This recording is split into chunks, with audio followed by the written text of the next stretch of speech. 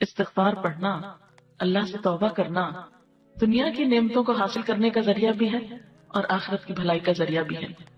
سورۃ نوح میں اللہ سبحانہ و تعالی فرماتے ہیں، حضرت نوح علیہ السلام نے اپنی قوم کو استغفار کرنے کو کہا، اور کیا کہا؟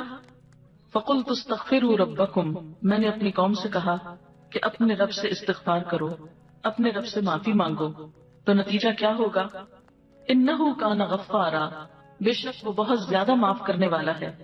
يُرْسِلِ السَّمَاءَ عَلَيْكُمْ مِدْرَارًا، تم پر آسمان سے خوب بارشیں برسائے گا، آسمان کو تم پر برسنے والا بنا دے گا۔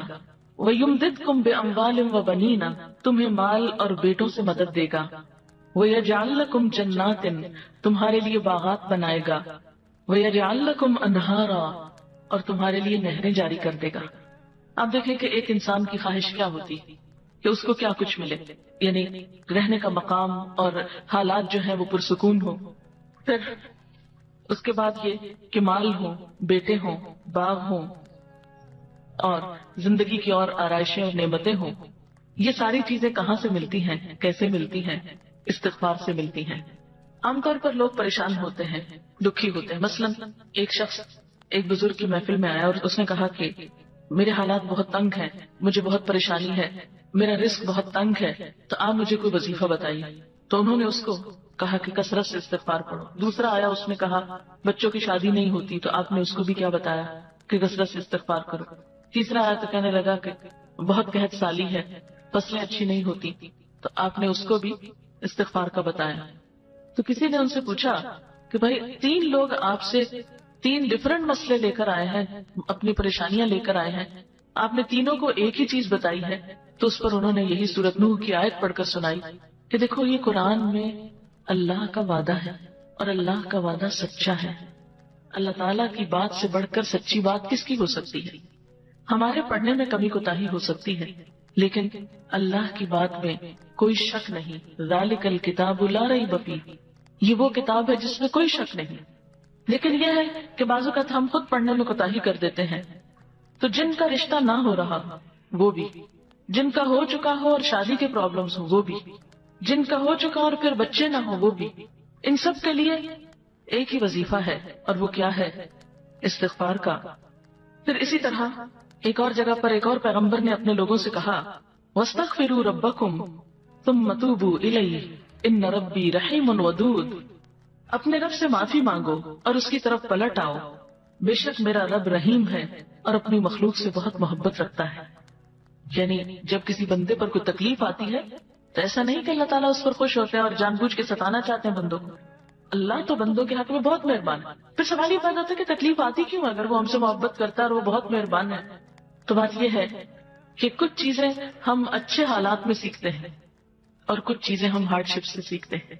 کچھ نعمتوں کی قدر ہم اچھے طریقے سے ویسے ہی کر لیتے ہیں، اور کچھ چیزوں کی قدر ہمیں اس وقت آتی ہے جب کوئی مشکل پیش آتی ہے۔ آپ دیکھیے کہ اس کی مثال یوں ہی ہے کہ جیسے کچھ کھانے آپ کچے ہی کھا لیتے ہیں، جیسے فروٹس وغیرہ ہیں، آپ کو پکانے کی ضرورت نہیں ہوتی، لیکن کچھ کھانے آپ کو پکا کر کھانے ہوتے ہیں۔ اسی طرح زندگی میں کچھ حالات ایسے ہوتے ہیں کہ جن میں آپ آرام سے سیکھ جاتے ہیں، یا کچھ باتیں آپ کو بغیر کسی مشکل کے سمجھ میں آ جاتی ہیں، لیکن کچھ باتیں آپ کو مشکل آنے پر سمجھ آتی ہیں۔ اور جس طرح انسان پختہ اور میچور ہوتا ہے مشکلات میں، آپ نے دیکھا ہوگا کہ جو بچے ہارڈ شپس میں پلتے ہیں وہ بڑے ہو کر ان میں اسٹیمنا زیادہ ہوتا ہے، لیکن جو بچے بہت نعمتوں میں اور نازوں میں پلتے ہیں وہ اتنے بہادر اور اتنے ہمت والے نہیں ہوتے۔ اس لیے دھوپ اور چھاؤں، غم اور خوشی دونوں اس کائنات کا حسن ہے۔ دن اور رات ایک بہت بڑی نشانی ہے ہمارے لیے۔ تو اس لیے جب تکلیف آتی ہے تو اس موقع پر انسان اللہ کی طرف زیادہ رجوع کرتا ہے، اللہ کو زیادہ یاد کرتا ہے، زیادہ ذکر کرتا ہے، اور اس طرح انسان کے گناہ دنیا میں ہی معاف ہونے لگتے ہیں۔ ایک اور جگہ پر آتا ہے وَأَنِ اسْتَغْفِرُوا رَبَّكُمْ ثُمَّ تُوبُوا إِلَيْهِ يُمَتِّعْكُمْ مَتَاعًا حَسَنًا، اور یہ کہ تم اپنے رب سے معافی چاہو اور اس کی طرف پلٹ آؤ تو وہ تم کو اچھا سامانی زندگی دے گا۔ یعنی دنیا کی اچھی نعمتیں کس سے ملیں گی؟ استغفار سے۔ اور اس کے لیے دعائیں کیا ہیں؟ ربنا اغفر لنا، یہ قرآن پاک کی دعائیں ہیں استغفار کی۔ ربنا اغفر لنا ذنوبنا واسرافنا فی امرنا وثبت اقدامنا، ایک اور دعا ہے ربنا آمنا فاغفر لنا وارحمنا وانت خیر الراحمین. پھر اسی طرح ربنا ظلمنا انفسنا وان لم تغفر لنا وترحمنا لنكونن من الخاسرین انت ولینا فاغفر لنا وارحمنا وانت خیر الغافرین. پھر اسی طرح ربنا فاغفر لنا ذنوبنا وکفر عنا سیئاتنا وتوفنا مع الابرار. پھر اسی طرح رسول اللہ صلی اللہ علیہ وسلم نے بھی کچھ ایسی دعائیں سکھائی ہیں جو استغفار کا ذریعہ ہیں. رب تقبل توبتی واغسل حوبتی واجب دعوتی وثبت حجتی واہد قلبی وسدد لسانی واسلل سخیمۃ صدری.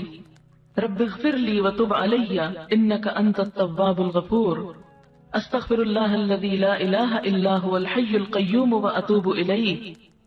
اللہم انی ظلمت نفسی ظلما کثیرا ولا یغفر الذنوب الا انت فاغفر لی مغفرۃ من عندک وارحمنی. اسی طرح اللہم اغفر لی خطیئتی وجہلی واسرافی فی امری وما انت عالم بہ منی. اللہم اغفر لی جدی وہزلی وخطیئتی وعمدی وکل ذلک عندی. اسی طرح اللہم اغفر لی ذنبی کلہ دقہ وجلہ واولہ وآخرہ وعلانیتہ وسرہ. تو یہ استغفار کی دعائیں جو ہیں یہ انسان کے لیے بہت سی رحمتوں اور بخششوں کے اور عنایتوں اور برکتوں کے دروازے کھولتی ہیں. استغفر اللہ استغفر اللہ استغفر اللہ اللہم اغفر لی اللہم اغفر لی. کیونکہ ہر روز انسان کے اوپر مختلف طرح کی حالتیں آتی ہیں. انسان جس وقت بھی پریشان ہو، جس وقت بھی غمگین ہو، جس وقت بھی دکھی ہو، فوراً اگر اپنے رب کو پکارنے لگے تو انشاءاللہ وہ غم اور دکھ جو ہے اس سے انسان کو فوری طور پر ریلیف ہوگا. جیسے جسم کے اوپر پہنچنے والے زخم اور تکلیفیں ہوتی ہیں نا تو ان کو اگنور نہیں کرنا چاہیے. مثلا اگر کہیں کٹ لگ گیا تو آپ اس کو ایسے نہیں چھوڑیں گے، اس پر کوئی دوا لگائیں گے، کوئی پٹی لگائیں گے یا اس کو صاف کریں گے یا اس کو مرچوں سے صابن سے اس طرح کی چیزوں سے بچائیں گے تاکہ وہ بڑھے نہیں. اسی طرح جو روح پر کٹ لگ جاتے ہیں یا انسان گناہ کر کے اللہ کو جو ناراض کر لیتا ہے تو اس سے انسان اگر فوری طور پر نکلتا نہیں اور اس کا علاج نہیں کرتا تو بعض اوقات وہ گناہوں کے دھبے اور وہ دل کی سیاہی اتنی گہری ہوتی چلی جاتی ہے کہ انسان کو ایکیوٹ ڈپریشن میں لے جاتی ہے. اور بعض اوقات پھر اس کے لیے بڑی بڑی دوائیاں اور بڑی بڑی دوائیں اور دعائیں بھی کام نہیں کرتی. اس لیے انسان کو ہر روز کثرت کے ساتھ استغفار ویسے بھی کرنا چاہیے. اسی لیے ہم دیکھتے ہیں کہ اللہ کے رسول صلی اللہ علیہ وسلم جو معصوم تھے، گناہوں سے پاک تھے، جن کا کوئی گناہ بھی نہیں تھا، وہ دن میں 70 سے 100 بار استغفار کرتے تھے. اور آپ سے بڑھ کر مصروف بھی کوئی نہیں تھا. ہم تو یہ کہہ سکتے ہیں نا کہ ہم کیا کریں، ہمیں تو وقت ہی نہیں ملتا، نماز پڑھیں یا یہ بچوں کو سنبھالیں یا کون سا کام کریں کون سا نہیں کریں، کس وقت یہ تسبیحاں پڑھیں. ٹھیک ہے، ضروری نہیں کہ آپ کسی کونے میں بیٹھ کے لمبی تسبیح پڑھیں. آپ اٹھتے بیٹھتے چلتے پھرتے باتوں میں گفتگو میں کسی کی سنتے وقت دل میں آپ استغفار کثرت سے پڑھ سکتے ہیں. جب آپ سے پوچھا گیا کہ آپ کے تو گناہ نہیں پھر بھی آپ اتنی استغفار پڑھتے تو آپ نے فرمایا افلا اکون عبدا شکورا، کیا میں اللہ کا شکر گزار بندہ نہ بن جاؤں؟ تو شکر گزاری تو ویسے ہی اللہ تعالیٰ کو پسند ہے.